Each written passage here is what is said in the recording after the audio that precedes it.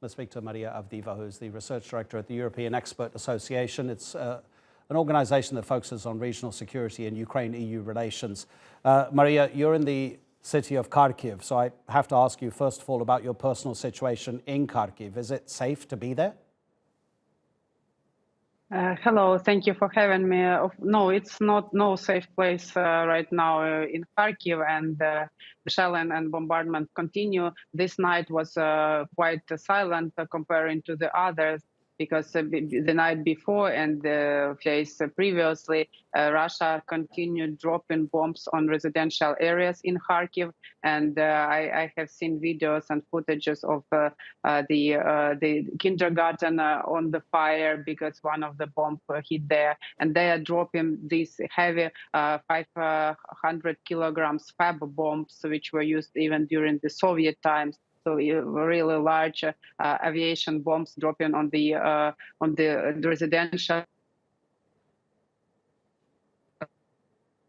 hiding in basement and shelters for all this period. It's already 11 days, and it is very difficult to leave the city, because when you are in the car, you can easily become a target for this kind of attack, for a missile, and then the only option for now is the railway transportation, but then the capacities are limited and not all people who would want to leave the city can do so. And of course there are food shortages and the supplies of medical supplies shortages as well.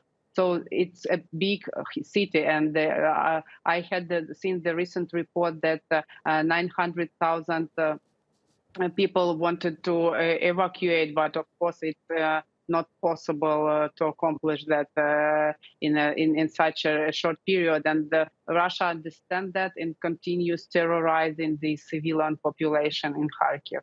The Russians have said for the past hour and 11 minutes there is a ceasefire in Kharkiv. Is it not in place?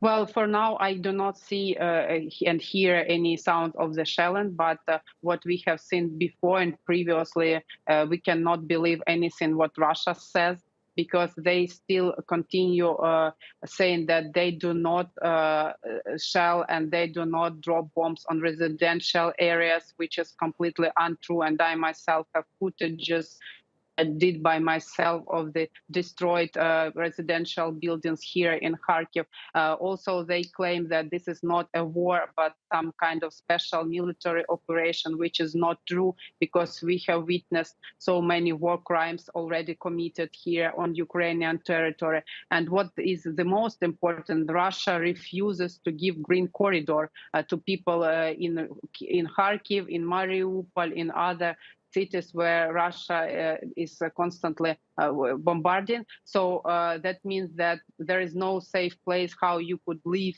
this area, and Russia refuses to do that, always blaming Ukrainian forces. But that we have seen already many times in Donetsk and Donbass previously in 2014, and later that they never hold their what they say.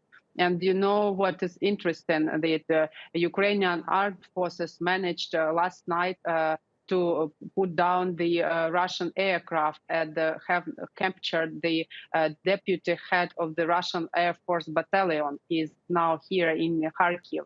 And I have seen the videos when he is talking on cameras, saying that he was given the orders and the coordinates of the residential areas that he bombarded. So they are fully aware, this Russian military, whom are they targeting and who are their target. And this night, Ukrainian armed forces made a really great move to counterattack, and they managed to kill the high position Russian General Gerasimov was killed here in Ukraine. Yes, we're waiting for confirmation from Moscow on those lines that you're giving us about these senior Russian commanders and the claims that are being made from the Ukrainian side. Maria, because your organization concentrates also on Ukraine-EU relations, do you believe there's anything the European Union can do now to stop Vladimir Putin's military from overtaking Ukraine? Well, I'm sure that you have heard a lot about that already, but I think I would love to additionally say that the Ukraine is doing great job on the ground. So Russia was not expecting that they will see such virus resistance from Ukrainian military, territorial defense, and ordinary citizens, because citizens with no arms go to Russian soldiers where they are already in Ukraine and demand them to go home. So this plan failed, and what Russia does now, it uses the air above Ukraine to bombard the cities, and is not stopping that. So what we need and what we ask for the European Union is to supply the air defense system to Ukraine, to supply air jets, to close the sky above Ukraine, if not completely, then in some areas, so that it will be safe areas where people can find some safety place. And also we have international battalion that President Zelensky has announced, and volunteers and former military veterans come to Ukraine from other countries and can join and fight with Ukrainians now in this war, because this is Putin's war not only against Ukraine, it is the war against all the free world, and that is what he wants to destroy. Maria, thank you so much indeed for talking to us. Maria Avdeeva in Kharkiv, and obviously we wish you the best. Stay safe. Thank you so much. It was my pleasure.